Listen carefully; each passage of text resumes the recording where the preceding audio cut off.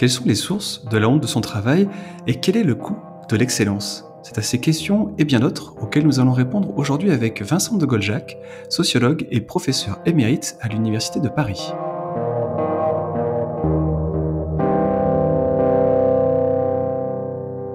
Vincent de Goljac, bonjour. Bonjour. Je suis très content de vous avoir parmi nous et la première question que je souhaiterais vous poser est la suivante, c'est qu'est-ce qui, dans sa vie intime ou dans sa vie même sociale, peut amener une personne à avoir honte de son travail?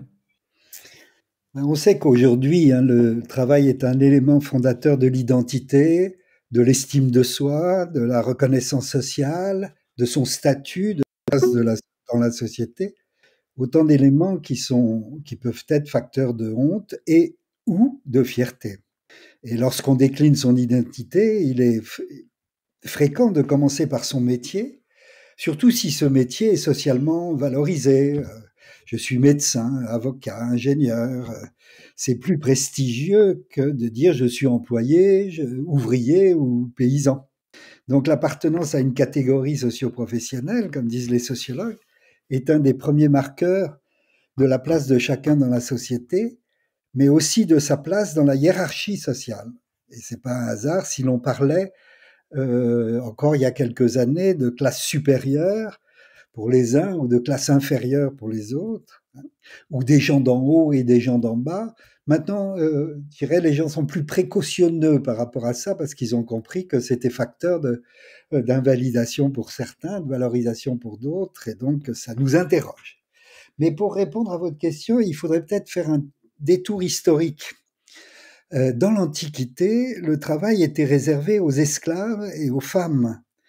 On évoquait la distinction entre les plébéiens et les praticiens. Aux uns, les tâches dévalorisées, aux autres, les occupations nobles.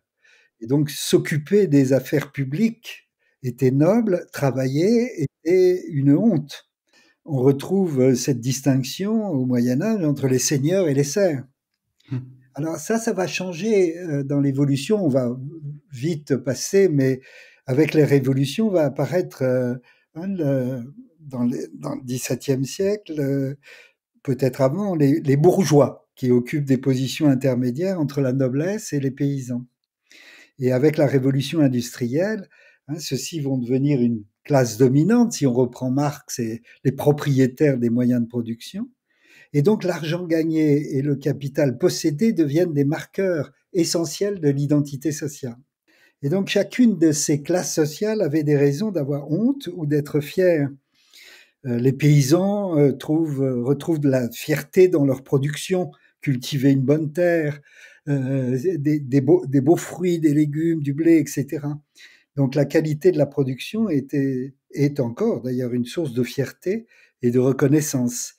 À l'inverse, la pauvreté de la terre et de la production peut être une source de dévalorisation.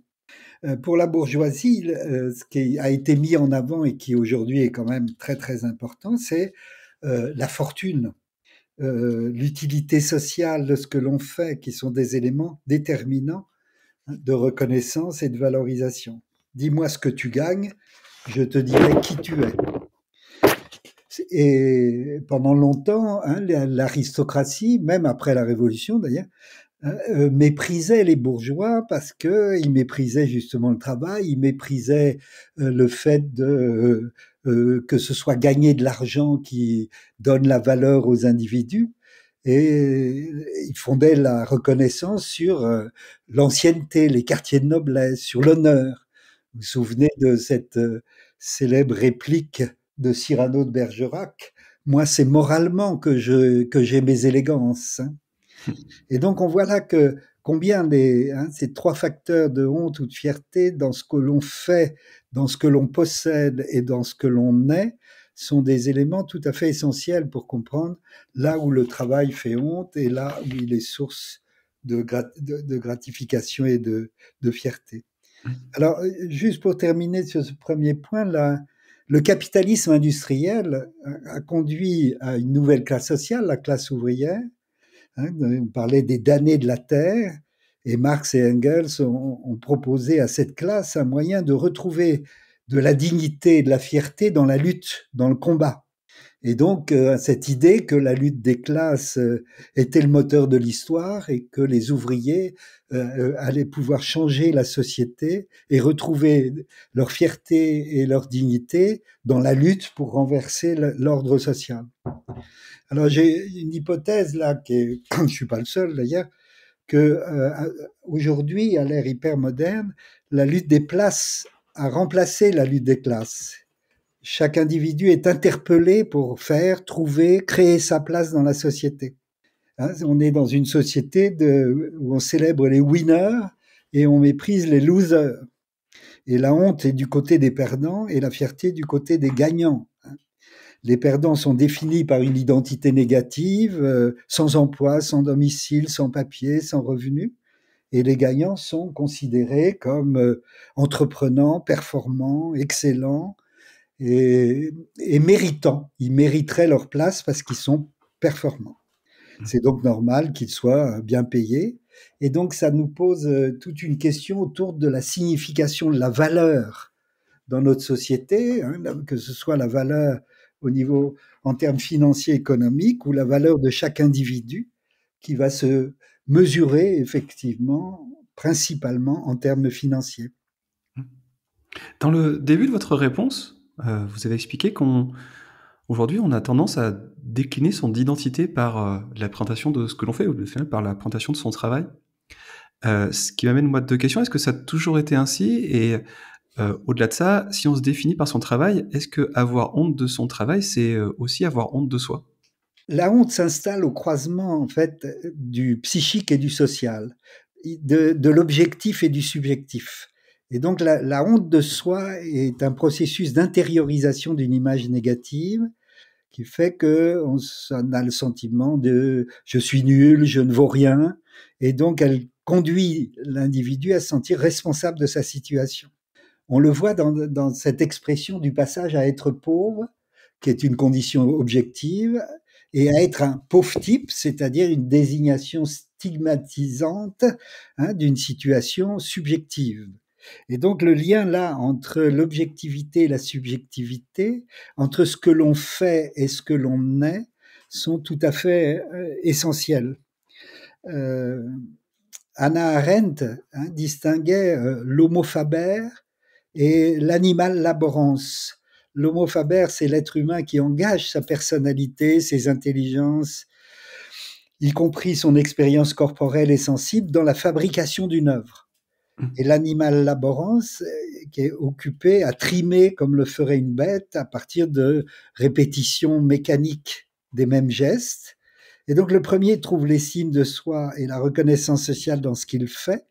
Le second est méprisé et dévalorisé par sa condition même, par ce qu'il est.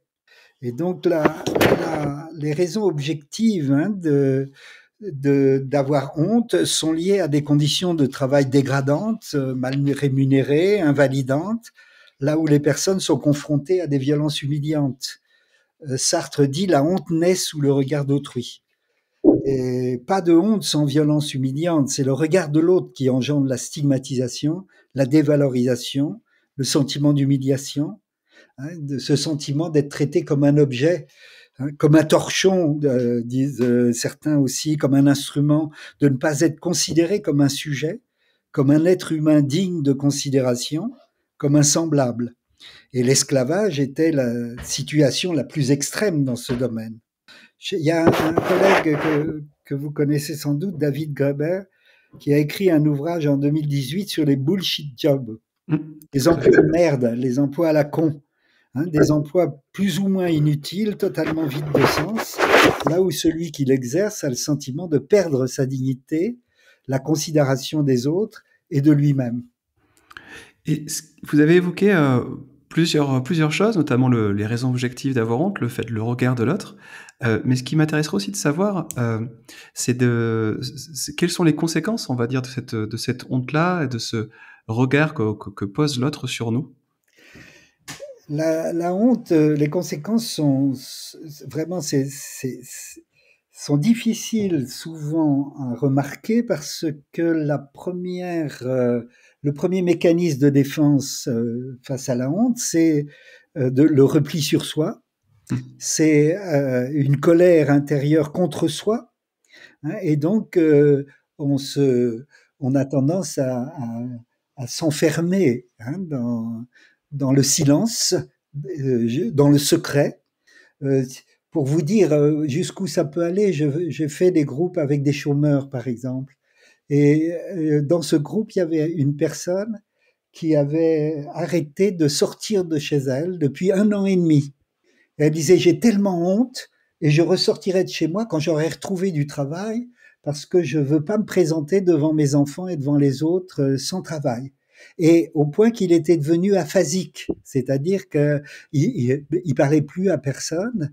Et vous voyez, c'est cette force, hein, de la honte qui peut aller jusqu'à se détruire soi-même ou s'enfermer soi-même. Évidemment, plus il s'enfermait, moins il était en possibilité de trouver du travail. Donc, c'est tout à fait important de comprendre, hein, cette force destructive de l'intériorisation du sentiment de ne plus rien valoir.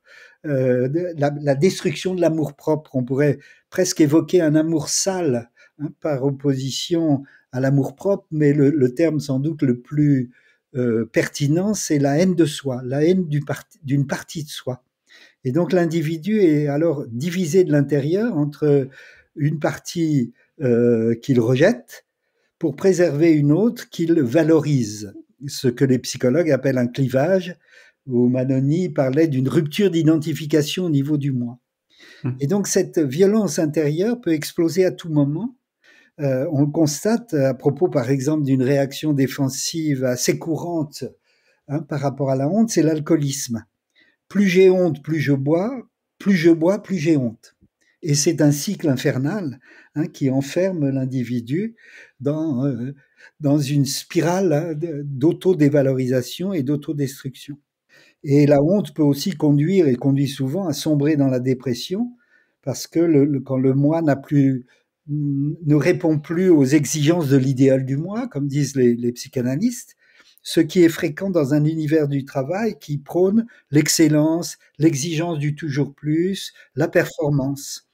Avec Nicole Aubert, il y a quelques années, nous avions analysé ça dans un ouvrage qui s'appelle Le coût de l'excellence, hein, au moment où l'excellence était, ce qui est toujours le cas d'ailleurs, promu comme étant le, le, le signe d'une motivation, d'une mobilisation, Mmh. sans voir que l'excellence a un coût, et en particulier quand on n'arrive plus à être à la hauteur des exigences de performance, eh ben on sombre soit dans la dépression ou aussi le burn-out. Le burn-out est un symptôme, hein, de ces nouvelles formes d'organisation du travail qui sont liées à l'idéologie managériale et aux pratiques de gestion, comme le management par objectif, l'évaluation individualisée des performances, l'avancement au mérite. Je peux vous donner un exemple que je trouve très très parlant. Hein, dans ces entreprises, au départ, c'était surtout les multinationales anglo-saxonnes, mais maintenant ça s'est diffusé partout. On a un système d'évaluation A, B, C, D, E. E, c'est insatisfaisant. Et c'est tellement la honte que dans un univers d'excellence, hein, dans les entreprises managériales qui pratiquent, hein, cette valorisation permanente de la performance, bon, être insatisfaisant quand on a fait une grande école de commerce, qu'on en veut, qu'on est hyper motivé, c'est tellement la honte qu'on démissionne même avant d'être évalué. D, doit faire ses preuves. Bon, vous êtes jeune, vous venez d'arriver, donc on peut comprendre que vous soyez pas encore au top, donc on va vous laisser une chance. C'est satisfaisant. Mais satisfaisant dans cet univers-là, c'est moyen, quoi. Et moyen, c'est un peu quelconque et on peut pas se satisfaire d'être uniquement satisfaisant.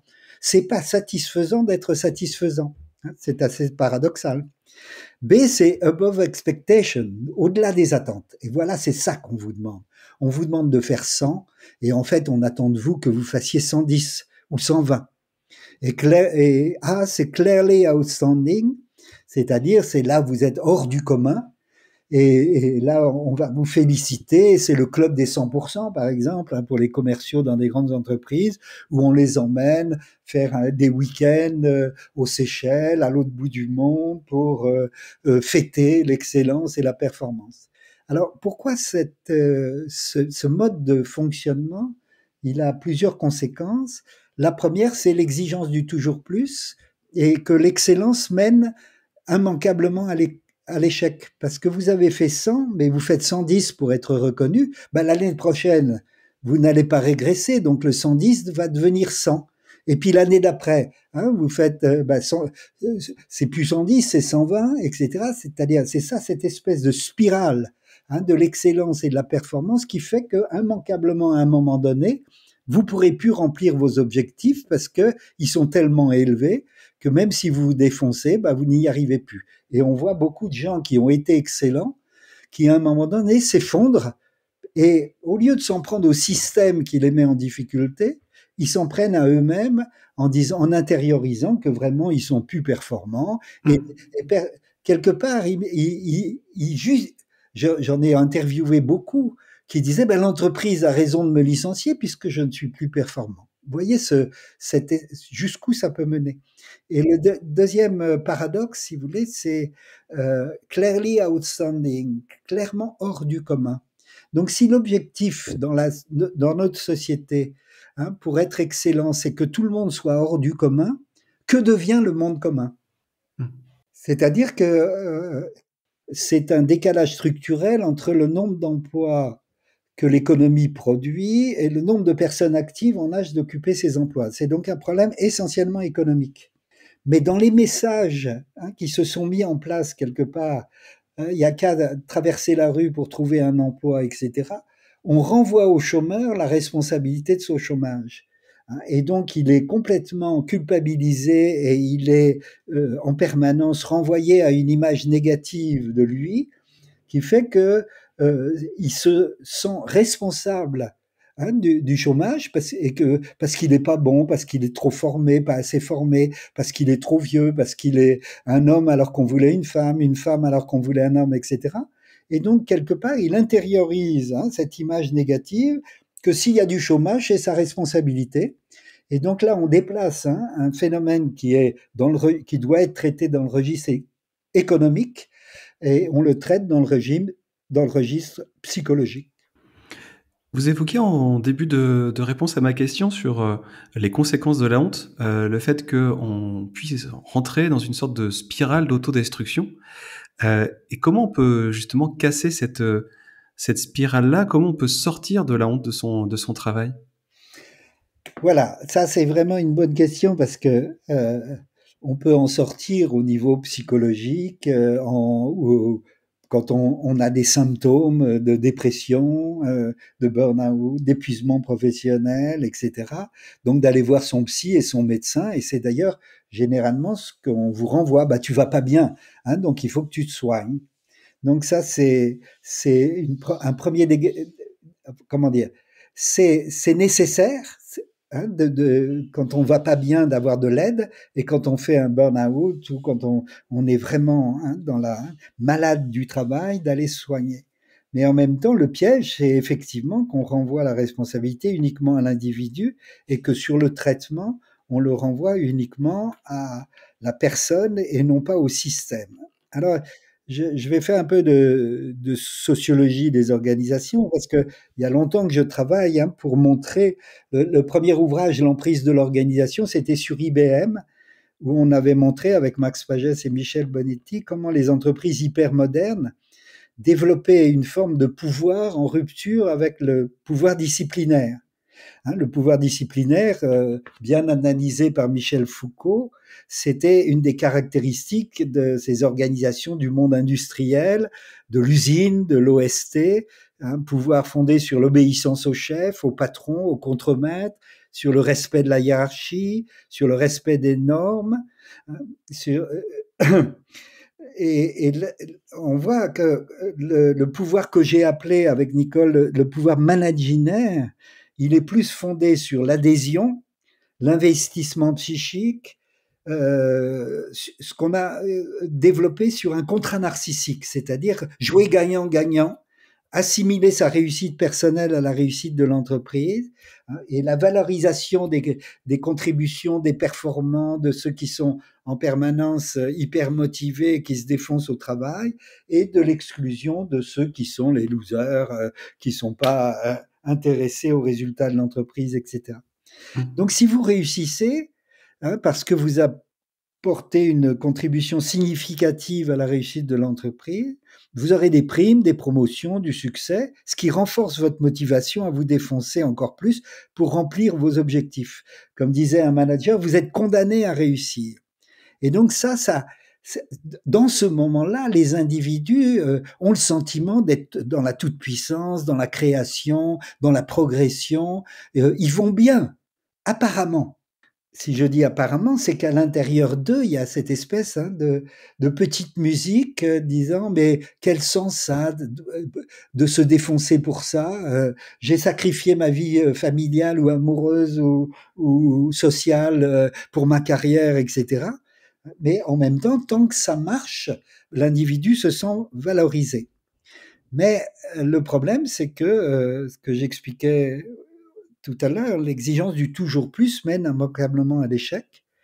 Donc, dans un premier temps, vous allez vous en prendre à vous-même et vous dire que vous n'êtes pas bon, pas performant, pas suffisamment motivé, et donc s'en sortir. Comment cette souffrance, hein, comment on peut échapper à la spirale destructrice que ça peut entraîner? S'en sortir, c'est trouver des mécanismes de dégagement de cette spirale. D'abord, en analysant que ce n'est pas la personne, toi, vous qui êtes à la hauteur, mais que c'est le système qui produit le mal-être et qui vous met en échec. Et donc, pour ça, il faut prendre de la distance et dissocier, faire un travail qui est pas facile à faire tout seul, hein, de dissocier la personne que vous êtes de l'identité professionnelle qui vous a façonné depuis parfois des années, et même dès votre formation, parce que vous intériorisez ce modèle, par exemple, dans les écoles de commerce, hein, ou dès les prépas des écoles de commerce, hein, puisqu'il faut que vous vous défonciez et travailler comme un malade pour pouvoir réussir, hein, d'être enfin admis parmi ces gens performants et qui va devenir l'élite de notre société. Et donc, le symptôme le plus courant aujourd'hui de mal-être au travail, c'est la perte de sens. Et pour retrouver du sens, il faut comprendre pourquoi le travail fait perdre au sujet ses capacités d'être, sa créativité, sa puissance d'agir, c'est-à-dire sa capacité à être un sujet. Et c'est là qu'on voit le caractère idéologique des ressources humaines. Je suis frappé par le fait que en particulier du côté des syndicats ou de la gauche, ils n'ont pas su s'opposer et déconstruire l'idéologie des ressources humaines. Et même c'était l'inverse, on s'est dit enfin, on va remettre par rapport à l'organisation scientifique du travail, par rapport au pouvoir disciplinaire que j'évoquais tout à l'heure, il y avait cette idée, enfin, on va remettre l'humain au centre en parlant de ressources humaines. Et on a développé, c'est incroyable que ce qu'on appelait les services du personnel, le service du personnel, c'était un joli mot puisque c'était une administration qui se mettait au service du personnel. Et c'est devenu ringard, c'était bureaucratique, c'était vraiment revenir en arrière, etc. par rapport à ce joli mot de ressources humaines, hein, qui était dynamique, qui était moderne, hyper moderne, performant, etc. Or, dans le terme même de ressources humaines, on nie à l'humain la possibilité d'être un sujet, puisqu'on le transforme en ressource au service du développement de l'entreprise. Et donc, ce n'est plus l'entreprise qui est au service du personnel, hein, c'est le personnel qui doit se mettre au service du développement de l'entreprise et devenir une ressource. Et devenir une ressource, hein, c'est comme devenir un instrument, devenir un objet, c'est-à-dire on va le gérer quantitativement, comme on gère les matières premières, comme on gère les résultats, etc. Hein, et on va mettre en place des systèmes d'évaluation quantitative des ressources humaines, donc les effectifs deviennent un coût, et la personne est complètement niée dans ce système. Vous évoquiez comme conséquence, on va dire, de la honte de son travail, c'est, la conséquence même de la honte, tout simplement, c'est un repli sur soi, le fait qu'on a tendance à s'enfermer dans le silence. Dans ce cas-là, si, la honte est indissociable ou même souvent indissociable, pardon, du silence, comment on peut déceler ce sentiment chez une autre personne et donc comment on peut l'aider? Alors ça, c'est vraiment une question importante, hein, parce que effectivement, ce que j'ai remarqué dans le travail de recherche que j'ai fait là-dessus, c'est que la honte fait peur. Et quand quelqu'un Mmh. exprime ou commence à exprimer quelque chose de sa honte, on préfère le mettre à distance, hein. Et c'est pour ça que j'ai appelé mon livre Les sources de la honte avec une voix mordonne, approche-toi au plus près des sources de la honte. Et c'est pour ça que je défends une sociologie clinique. Pour moi, justement, contre ce mécanisme de défense qui est le silence, le repli sur soi, le secret, il faut développer une écoute clinique centrée sur la personne, qui ne soit pas évaluative mais compréhensive, mais aussi une écoute centrée sur les causes de la honte. La honte, elle est 100% psychique, c'est-à-dire c'est vraiment un sentiment très intime au cœur du fonctionnement psychique, et 100% social, hein, parce que si la honte naît sous le regard d'autrui, le dégagement ne peut se faire que sous le regard et avec le regard d'autrui, et dans la confrontation au regard d'autrui. Et donc si le mal-être est bien à l'intérieur, éprouvé comme quelque chose d'intime et de personnel, les causes du mal-être sont à l'extérieur, elles sont sociales, elles sont économiques, hein, ce que j'expliquais tout à l'heure par rapport au chômage, par exemple. Il est donc essentiel de comprendre que les sources de la honte sont liées à des situations sociales, hein, qui sont vécues par tous ceux qui partagent la même condition, qui sont liées à la pauvreté, à du travail exploité, à des conditions de logement dégradées, etc. Et donc, la honte ne peut être comprise que dans l'articulation entre l'objectif et le subjectif, entre le psychique et le social, entre l'individuel et le collectif. Je me souviens d'un, je me souviens d'une personne que j'accueillais dans les groupes d'implication et de recherche, je vais vous en parler un peu, qu'on développe en sociologie clinique, qui me disait à propos de son psychanalyste, mais comment voulez-vous que je lui parle de ça? Alors c'est étonnant de penser que quelqu'un ne peut pas parler de ça à un psychanalyste, puisque le psychanalyste est justement censé être le spécialiste du ça, mais du ça de l'inconscient, du côté des pulsions, du désir, de la sexualité. Là, il parlait de ça, c'est-à-dire mes origines sociales, la pauvreté, les situations d'abjection dans lesquelles on vivait, la violence, l'alcoolisme, tout cet environnement, hein, qui est totalement dont on n'a pas de mots. On n'a pas de mots pour dire l'abjection. On n'a pas de mots pour parler de ça. Hein, et il disait sur un divan en cuir dans le 5e arrondissement avec des tableaux de maître au mur.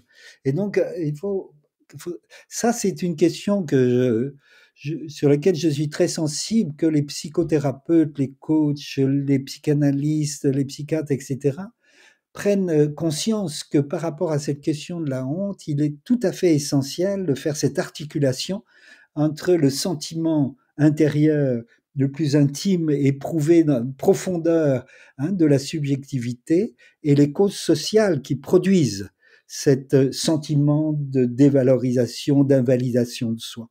C'est pour ça que j'ai inventé avec d'autres des groupes d'implication et de recherche, c'est-à-dire des groupes dans lesquels on travaille en groupe, et on travaille à l'articulation entre l'histoire de vie, le travail sur soi, c'est l'implication, et la réflexion collective sur les processus où on développe des hypothèses pour comprendre les causes du mal-être, les conflits vécus par les personnes dans le rapport au travail, dans le rapport à l'argent, dans le rapport à la honte.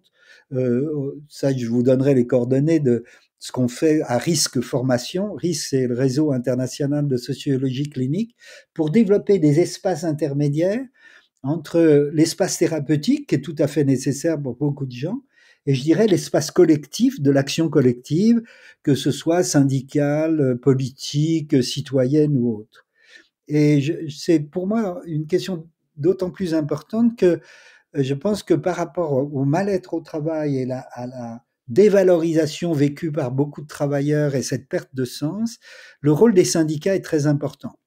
Et je suis heureux de voir que de plus en plus de représentants syndicaux se forment à la sociologie clinique justement pour faire le lien entre les RPS, les risques psychosociaux, la souffrance au travail, et l'action collective au sein des entreprises, pour que les travailleurs retrouvent leur dignité et puis aussi une solidarité dans les luttes. Hein. Je parlais tout à l'heure de la substitution de la lutte des places à la lutte des classes. La lutte des classes était une lutte formidablement solidaire, hein, alors que la lutte des places, elle est formidablement individuelle, hein, puisque je me retrouve en concurrence dans cette lutte des places avec tous ceux qui sont dans la recherche aussi des bonnes places.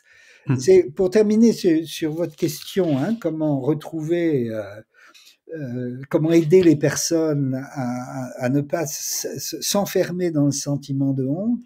Il y a la question de la lutte contre le mépris. La lutte contre le mépris, c'est vraiment révolutionnaire. On l'a vu avec la question des gilets jaunes, par exemple.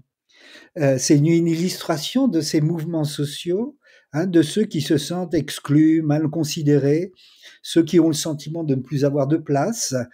Et ils exprimaient la fierté qu'ils éprouvaient de se retrouver ensemble, hein, sur les ronds-points, de faire des barbecues, ils disaient enfin on se parle et enfin on retrouve en fait quelque chose d'un collectif et d'une solidarité avec ceux avec lesquels on partage la même condition. Et je trouve, pour moi, Dieu sait qu'il est critiquable, mais la critique, la principale que je ferai, parce que Macron est bien le représentant de ceux qui sont dans l'excellence, dans la performance, hein, qui pensent que les riches c'est une très très bonne chose, puisque de toute façon c'est eux qui apportent de l'argent pour l'ensemble de la société, et donc qui célèbrent vraiment cette idéologie managériale de l'excellence. Et là, il avait eu une idée qui était intéressante, hein, de faire ces cahiers de doléances, ce grand débat, en mobilisant, en renouvelant la démocratie pour se parler ensemble, réfléchir ensemble, dire ce qui va pas et essayer de transformer la société à partir d'un appel, en quelque sorte, à l'ensemble de la population de se mobiliser autour de ça. Et Mmh. c'est terrible parce que ça a été un marché de dupes et qu'il y a eu une vraie mobilisation sur ces grands débats. Il y a eu des cahiers de doléances, etc. Ils ont été mis dans un placard, comme on placardise les gens qui ne sont pas performants dans les grandes entreprises. Et Mmh. ça, c'est une faute politique majeure de mon point de vue par rapport justement comment dire, à la compréhension que si on veut construire un monde commun, c'est pas en célébrant, hein, l'excellence des uns et en produisant l'exclusion des autres, mais c'est effectivement de répondre, hein, à l'ensemble de recréer des collectifs où une parole collective puisse permettre à chacun de se retrouver comme sujet et de passer du sujet individuel au sujet collectif, donc au sujet politique. Mmh. Pour, conclure, j'aimerais évoquer, un passage qu'il y a dans votre ouvrage «Les sources de la honte». Dans ce passage, vous expliquez que la honte n'est pas forcément toxique, qu'elle peut même être, nécessaire. Ce qui moi m'amène une question, par rapport à tout ce qu'on vient d'évoquer, par rapport à la honte de son travail, qu'est-ce qui peut être sain dans le fait, d'avoir honte de son travail? Alors, c'est transformer la honte en fierté qui est sainte, hein.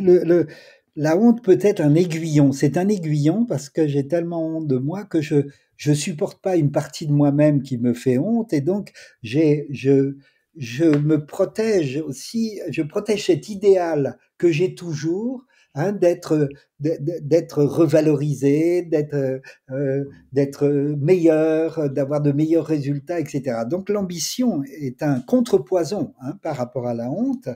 Et donc, si je critique l'excellence, hein, pour autant, il faut bien comprendre que c'est pas l'excellence en soi qui est critiquable, c'est ce qu'on en fait aujourd'hui, hein, Mmh. quand l'excellence produit l'exclusion ou qu'elle produit quand l'exclusion de ceux qui échouent. Donc la question, hein, essentielle, c'est de qu'est-ce qui peut permettre. La honte est donc un aiguillon pour essayer de réfléchir à qu'est-ce qui peut permettre de retrouver de la dignité, de l'estime de soi, de la confiance en soi, et que En fait, c'est retrouver quelque chose qui est au cœur de la condition humaine. C'est pour ça que j'insistais tout à l'heure sur la nécessité de retrouver des solidarités pour construire un monde commun dans lequel chacun ait sa place.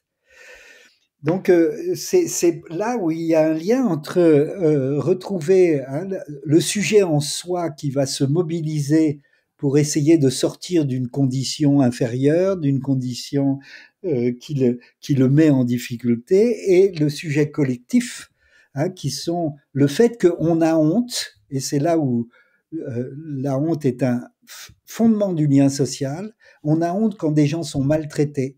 On a honte quand des gens vous vous souvenez sans doute, je me souviens, mais je le partage avec vous, du livre de Primo Levi, après les camps de concentration, qui s'interrogeait en disant mais pourquoi c'est nous les déportés au moment de la sélection le matin, pourquoi c'est nous qui avions honte et non pas les bourreaux? Et il dit on avait honte de penser qu'une telle violence puisse exister dans la condition humaine. Et donc, retrouver la condition humaine, c'est effectivement penser que retrouver sa dignité, ça dépend aussi du fait que tout le monde partage ces mêmes valeurs de fierté d'être ensemble, de fierté d'une société dans laquelle chacun ait sa place et dans lequel on refuse l'exclusion, on refuse la torture, on refuse la maltraitance, on refuse le viol, on refuse. Et c'est ça aussi que nous dit le mouvement MeToo, de prendre la parole pour renverser la honte et que ce soit plus du côté des victimes que la honte soit vécue, mais du côté des bourreaux. Et ça, c'est un vrai travail collectif et politique et qui fait que la honte est effectivement un sentiment profondément humain. Et lorsque l'humanité en soi ou dans son rapport à l'autre est écornée, la personne va s'investir pour restaurer des liens qui lui font du bien, parce qu'ils lui font honneur, parce qu'il retrouve du sens là où celui-ci a été invalidé. Si vous permettez, je vais évoquer le dernier livre que j'ai fait avec Isabelle Serret qui évoque cette question-là dans un autre champ que le champ du travail. Le livre s'appelle « Faire société malgré les attentats » et c'est l'histoire d'un groupe qu'on a créé avec Isabelle et avec des victimes des attentats du 13 novembre à Paris et du 16 mars à Bruxelles, qui venait nous dire que pour me reconstruire, j'ai besoin de me reconstruire moi-même par rapport aux blessures. Il y avait des victimes qui étaient au Bataclan, il y avait des victimes qui étaient dans le métro à Melbeek de Bruxelles ou à l'aéroport de Zaventem, qui avaient été blessées plus ou moins grièvement, ou des proches de ces victimes qui étaient mortes ou qui avaient été blessées, qui nous disaient pour me reconstruire, j'ai besoin qu'on reconstruise la société. Et de penser qu'on vienne aux causes des attentats et pas seulement aux blessures que j'ai subies. Et on a été contacté aussi par des victimes, des familles d'enfants qui s'étaient engagés dans le djihad, dont certains étaient revenus commettre des attentats en France, et qui disaient nous aussi on est des victimes. Parce qu'on n'a pas pu empêcher ce qui est arrivé, parce qu'on ne l'a pas vu ou qu'on n'a pas compris ce qui se passait pour nos enfants, etc. Et les seules personnes qui peuvent reconnaître que nous aussi on est des victimes, c'est en fait les victimes des attentats, parce que eux ils peuvent comprendre un peu, et qu'en voulant comprendre ce qui nous est arrivé, en fait c'est le même événement qui a produit le malheur des uns et le malheur des autres. Et d'ailleurs, il y a 2 personnes du groupe qui ont écrit un livre qui s'appelle « Toutes les larmes des mères sont les mêmes ». Et donc ça a été quelque chose de tout à fait exceptionnel de vivre cette aventure qui d'ailleurs continue à exister, où on voit que les victimes et les supposés bourreaux, en tout cas les familles des auteurs, se retrouvent pour refaire société malgré tout, alors que tout devrait les opposer. Ils retrouvent quelque chose, un sentiment de dignité, de fierté, par rapport à la honte que peuvent vivre les uns d'avoir été complètement dévastés par la violence des attentats, et les autres d'avoir été complètement dévastés par le fait que c'est leurs propres enfants qui sont venus des auteurs de ces actes abominables. Et je terminerai, pour illustrer ça, si vous permettez, par une citation de Nietzsche que j'aime beaucoup. « Ô mes amis, ainsi parle celui qui cherche la connaissance. Honte, honte, honte, telle est l'histoire de l'homme. Et c'est pourquoi l'homme noble s'impose de ne pas humilier les autres hommes, il s'impose la pudeur devant tous ceux qui souffrent. » Vincent de Goljac, merci.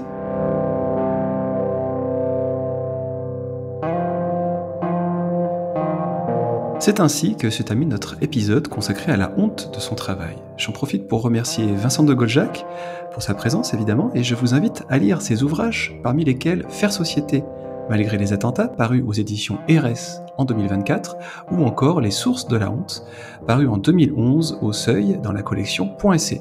Merci et à très bientôt.